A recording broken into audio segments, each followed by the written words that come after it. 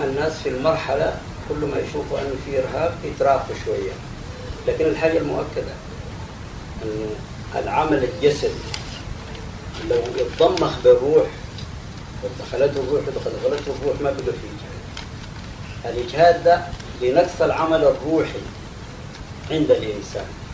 برضه في المرحلة لابد أن الإنسان يبدو رخوة شوية. دي قاعدين نتكلم عنها في الاجتماعات، هل الناس ما عملوا دماء كثير، هل ما أحسن ارتاحوا شوية، وده قاعد يحصل.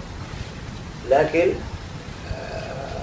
المسألة النهائية أنه إذا كان الجسد ارتفع بروحانيته يبقى الإنسان ما ولا بيأرى ولا بيتعب ولا بالمرض.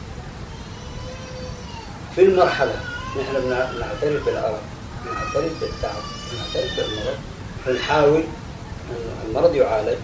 التعب يكون في استرخاء شوية منه، الأرق إذا كان شكي برضه يعالج في المستوى الروحي. ده مرحلة، لكن نحن واثقين أنه بعدين يبقى الإنسان وقته لاحق لما يرتفع الجسد الترابي ده يتروح.